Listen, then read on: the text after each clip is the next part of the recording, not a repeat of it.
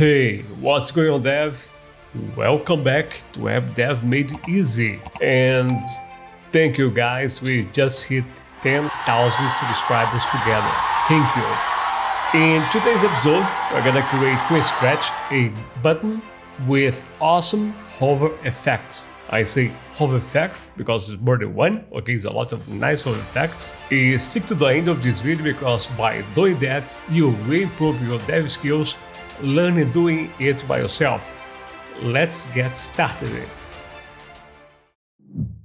Okay, devs, let's start really from scratch. Okay, let's go to the terminal and here let's say touch index.html and the second one is style.css. Okay, let's open this one, the first one, the markup, and let's really create a markup. Okay, in order to do that, let's hit exclamation, okay, and hit tab, and we have a boilerplate.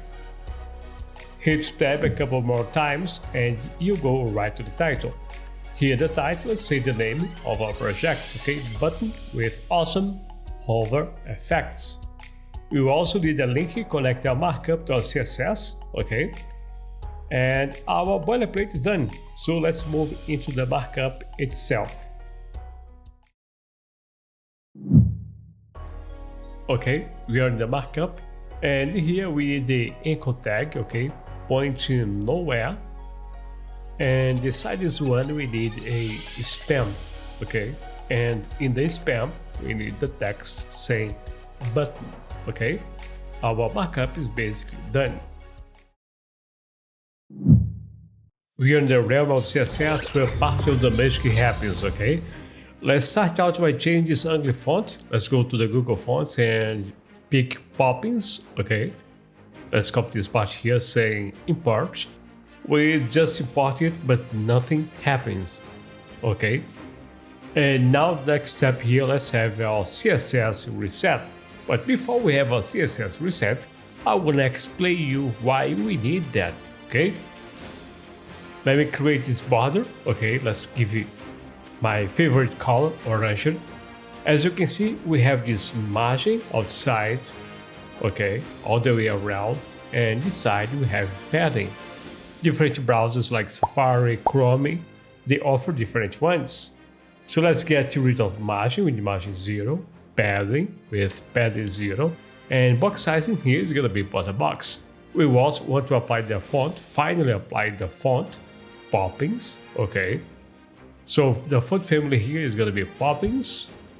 And as a fallback plan, we're gonna say sans serif. Let's delete this, we don't need that anymore.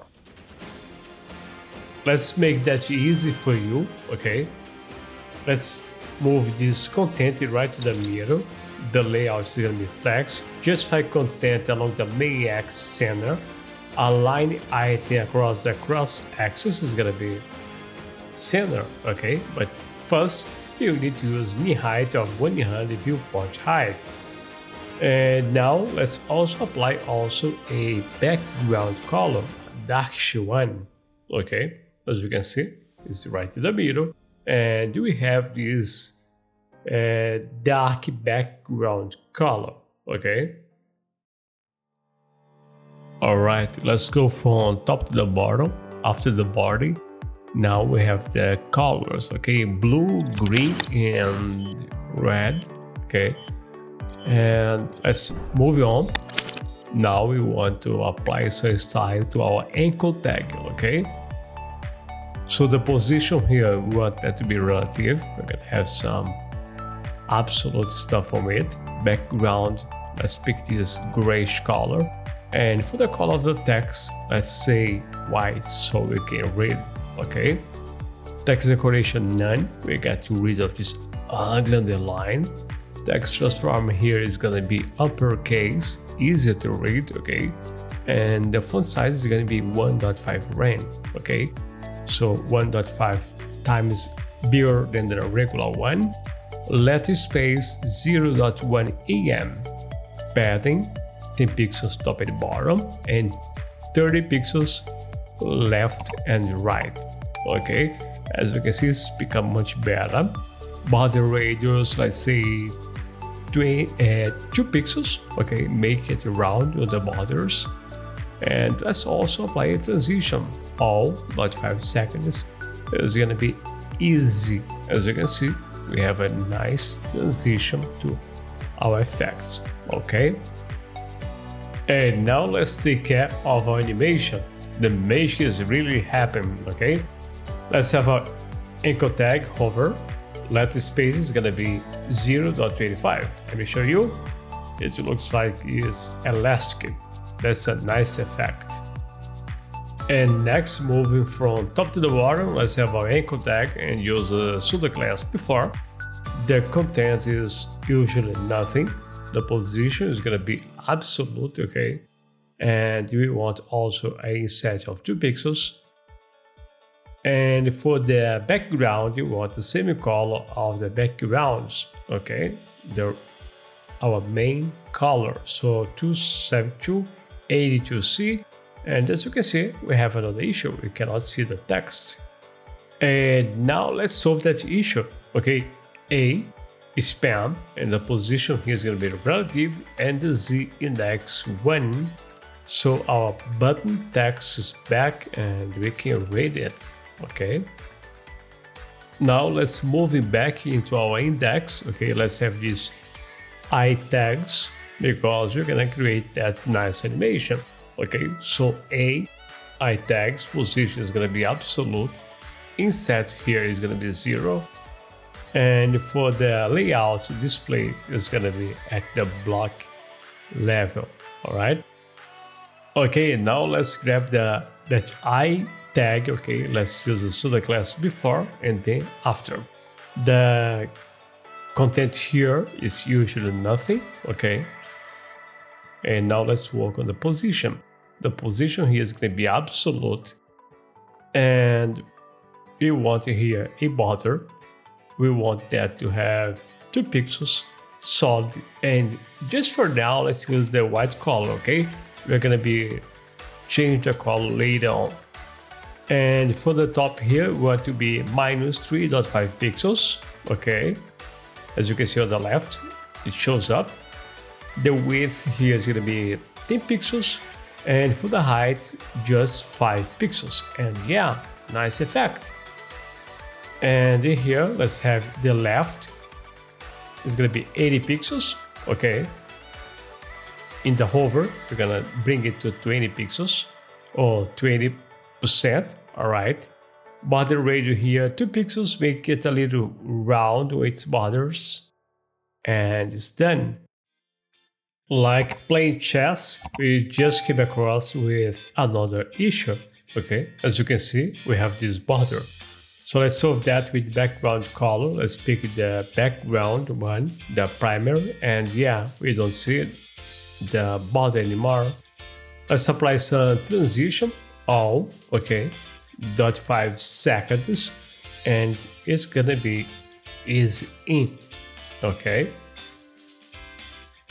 Now let's go to the great moment of this, okay? Let's go to the hover. The hover is gonna give a lot of effects to our project, okay? AE, and in here, the pseudo class before, let's apply a hover to 80, okay? The width here is going to be 20. Let me show you. Okay, it increases, and there is a lot more that you're going to do. We're going to change the position of this stuff here. It is 80. It's going to go back to 20. So left is going to be 20%. Let me show you. So at the same time, you're change the position and you also the width. And there is more that you're going to do next. We're going to play with colors. And now we should duplicate this square on the bottom, okay? Do not worry, you don't have to copy everything. Let's just duplicate these blocks of code, okay? And make a couple of changes, okay? As you can see, the pseudo class here is before, and we want that to be after, okay? So our first change is that one. So let's change that to after. And in here, let's look for the left. It's 80, and you want that to be 20. but not 20 on the top, 20 on the bottom. So let's change that to the bottom. All right. And let's go here also to the, yeah, you can see that's nice. And now let's go to the hover and change the left to 80. And as you can see, it's working nice.